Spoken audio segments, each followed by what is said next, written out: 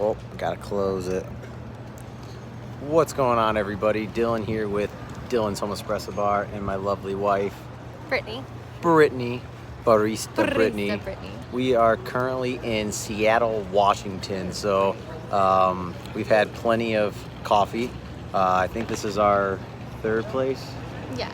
It's our third place. So one in Port Angeles, and then two in downtown Seattle. So so far I'd rate the first one about a 7, maybe 6.5, and then this Ghost Alley Espresso, I'd give it about a 7.5, and about a 5 on the quality of the cup or the lid, because the lid was just falling off everywhere. But this is the Anchorhead Coffee in the background. Where was the other place we went to that I got the rose vanilla latte?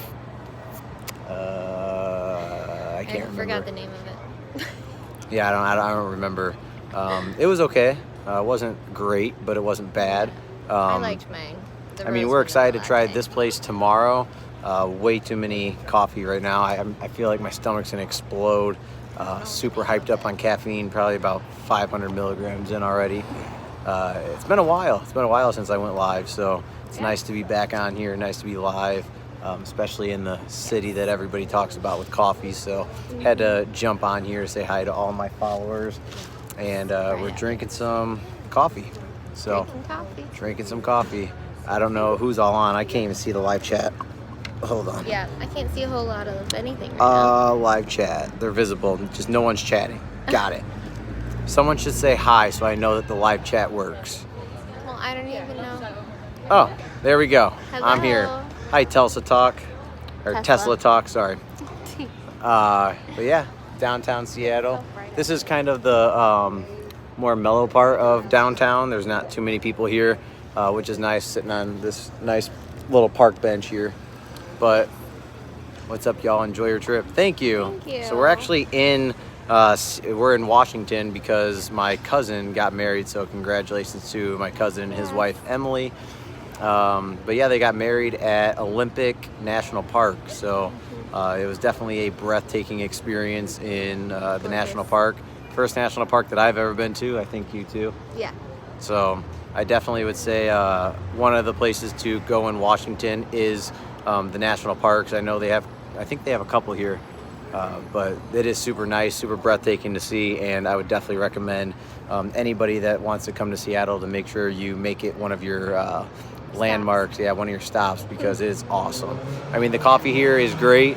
There is a ton of coffee shops here. I can promise you can't drink every single one here because you'll die of a caffeine overdose. Right. So yeah, don't do that. It would be very bad. Don't. Yeah. But Space it out. Yeah, it's nice to be able to come here and try different coffee shops, because every time you say something about coffee shops, you say, everyone says Tesla. Seattle, go downtown Seattle, and you always get really good coffee. So if you guys are wondering, I'm not gonna go. I might stop in at the Starbucks Reserve, but support your local small businesses. Don't support your huge chain restaurants or cafes. All the people who have a small coffee shop, they're doing it because it's their passion, as opposed to, obviously everybody wants to make money, but I feel like those bigger corporations are just money driven, and they're just everywhere. They're not going to go out of business because so many people go. So if you can, support your small shops, especially if you have some local, and then go try somebody else's. Pretty much the most common machine here that I can see so far is La Marzocco for sure. There's a lot of La Marzocco, the classic ones, so it's all the semi-automatics. You don't really see any of like the PBs or anything like that. There are a couple out there, but just not a lot of them. But pretty much every small diner or cafe has a 1 or 2 group Linea Classic. So pretty cool to see, especially because in town we don't really have coffee shops that have any La Marzocco, or there's even a Slayer. So the one that Ghost Alley Coffee, they had a Slayer. We didn't get to see it because they're in kind of like they're in an alley. Yeah. And because of COVID, I tried getting in there and doing a video, but they told me no, which, hey, you got to ask. So let me see. Tesla asked what Oh, here we go. Oh, gosh. What's up, y'all? Enjoy your trip. I was subscribed in your first 500 subscriptions, so I'm one of your old school members. I remember. Welcome. Thank you so much for staying with me. I know it's been a while since I posted, so gonna try to post more regular. What have been your favorite coffee place out there so far? So my favorite one so far, probably Ghost Alley Espresso. I mean, we've only had 2 here. Yeah. 2 in Seattle, and one in the other one, but that one is just absolutely terrible. But I can say this: out of all the coffee shops that we've been to so far, we plan to go to a lot more tomorrow. Mine was actually the other one that I liked better. Which one? Except it's sad I don't remember the name. It has the A on the emblem. Yeah, I have pictures of everything, so I might get together and do like an edited video where I show like the different pictures that I've taken of coffee shops, machines, and stuff like that. Yeah. I'll probably even do like a little rating scale.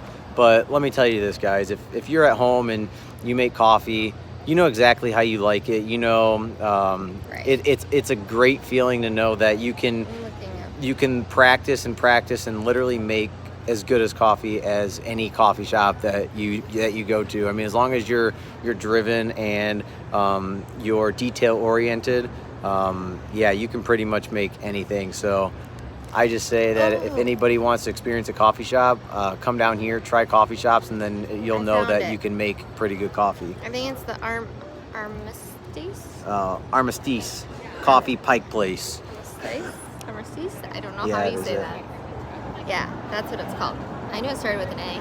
And in case you guys are wanting to know, I don't know about most of the other drinks, but average price of a latte here is, I usually just get a latte. I don't like any of the flavors or anything. But a lot of the flavors or the regular lattes are $5 for a 10 ounce, $5.50 for a 12 ounce, and then for a 16 ounce it's like $6.50. Add flavor. Some places were $1, some places are 75 cents, and I think the other one was 50 cents. So not too bad, especially being in a city like this with a lot of coffee shops. But yeah, so far our experience has been great. I don't know. Do you have anything to say to the channel? It's been a while. Yeah, coffee's good. Lots to say here, people. Lots to say. Put me on the spot. Do you primarily drink straight espresso and she drinks lattes? I know she prefers lattes from your prior video. So it's actually really funny. So I should actually be getting a shot of espresso and a latte. And the reason I get the reason you should do that is because you should taste the quality of their espresso plain, just straight up espresso, to see how good they're actually pulling their shots. And then I like to drink a latte.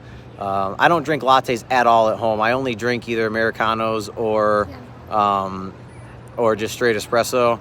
If you really want to know how well someone pulls a shot or how good their coffee truly is, you can either get an espresso, or if you don't like it that bold, I guess you can say, you can actually do an Americano. It'll just water it down a little bit, obviously, and then it really just brings out more of the coffee notes and less of the acidity. But I like to do latte because I think that one of the arts of making coffee is learning how to froth milk. I think it's easier to learn how to pull a good shot. I think it's super hard, and it's a special craft to be able to froth milk just right, because too many people add way too much air in the beginning and they don't heat the milk up enough. Some people scorch the milk, so it just kind of depends. Or you get it on the wall like me. Or you get it on the wall like Brittany when she tries to froth milk one time. Hey, Coffee Gurus. Hey, Leroy. How's it going? What is the next piece of gear you want to get for your home or work rig? My next piece of equipment is going to be a 2 group head espresso machine. And I believe I actually have a Mazzer Major V electronic at home. I used it for one of my coffee pop-ups about 2 weeks ago. It was a farm progress show. We served about 1,004 people in 3 days. So that was an awesome experience. And honestly, I couldn't have done that without my amazing boss, Joe, with Espresso Outlet. So if you guys have any kind of I feel like a salesman now. I feel like any of you guys have any kind of coffee equipment needs, definitely go check out Espresso Outlet. The owner, Joe, is super great. Great guy, super great boss, and he'll definitely help you out and get you a really good deal. We need to do a live from the trailer one day. Yeah, we did one a while ago, but I don't think you've really done one lately. You know, it's hard. I actually do want to set up some kind of like tripod in the trailer. It's not going to be hard. I kind of want to do a wall one so I can just place my phone and that's it. Really great. But it got super tough to do live because a lot of times it's just me and either Brittany or me and my friend Leroy who are working in the trailer. And I actually play music on my phone. So just to kind of give that little ambiance when people are out shopping. And music also tends to drive more people into the trailer. And then when I was going live, obviously it would cut the music off. And so, I mean, there's ways around it for sure. And yeah, I definitely want to do that because I know a lot of people or people who like to follow coffee people on YouTube like to see workflow. So it'd be kind of cool for you guys to see me in action and my workflow. As my friend calls it, he calls me a tree because I'm so into my craft and doing what I do best, and I really just kind of tune everything out. But it's super fun and super. It's challenging, but it's challenging in a good way. It just wants to make you want to make the best cup of coffee for every single person you serve, and you want consistency. So that's just kind of the way I want to do it. Steve says, "Hey Dylan, nice job." Thanks, Steve. Tough to be live and work. Yep. I mean, it is. And obviously when you go live, I feel bad because when I go live, I like to be able to answer questions that maybe somebody might have on the other side. And when I'm working, it's kind of hard. I mean, I could always do it and then catch back up because, you know, I have like 3 people that watch me on live half the time, which I'm very grateful for you 3. I was getting like 25 people per live, and then I stopped going live. So the algorithm hated me and tortured my channel, but it's okay. You just gotta start making content again, and hopefully the algorithm picks back up and shows your videos a little bit more. I can't look because it's too bright. Look down. So yeah, I mean, thank you guys so much for the love and support for the channel and for Brewhead. I'm going to be having Brewhead Espresso merchandise, so eventually I'll have someone make it for me. I was making everything, and it was just kind of getting time consuming because at the time I was working at a medical plant, working a lot of hours, and then I was doing my coffee thing on the side and just didn't have time to make my own stuff. So then I went from that to a car salesman, and now I'm in the happiest place I've been, and I actually work with Espresso Outlet, so it's been awesome. You both rock. Keep it up and keep doing what you do. Thank you. Steve said, what did it say? But that would be perfect. Music outside the trailer, live fixed camera inside while you talk to customers and describe what you're doing, and a sign on the counter indicating you are live. That's cool. 20-minute live spot. Yeah, that'd be awesome. That's actually a really good idea. Yeah, you know, I might even. Then that's like, you're not just like recording, because obviously you can't just record people, but if you show them that you're recording and they're fine with it, then that's cool. Yeah, that's a good idea. I'll definitely try to implement that. So, but again, we're gonna head out here. We have to go back to our car before our parking expires. I feel like my heart's beating fast. You know, the best part about doing a live in front of just the normal public, people look at you like you're nuts. But that's okay, because that's part of filming. I'm giving dirty looks to the camera because of the very bright sun. Yeah, I promise I'm not. But yeah, this is Anchorhead Coffee. We'll try it out tomorrow. I'll let you guys know my feedback on it. I won't even ask my usual 5% commission. Nice job, guys. That's awesome. All right, guys. Well, we appreciate you guys staying here and kind of following us on our journey in Seattle. I'll make sure to document all the places I take. I'll do a rating on what I can remember from all the coffee. I might even just write them down when I taste them, but otherwise I'll forget. Yeah, put it in your phone on the notes. We have a lot of time tonight. We're going to go to our Airbnb and just kind of relax a little bit and kind of sightsee maybe around where our Airbnb is. So hope you guys all have a great rest of your day. Thank you guys so much for tuning in and supporting us. Thank you. And we hope you guys have a great rest of your day. Peace.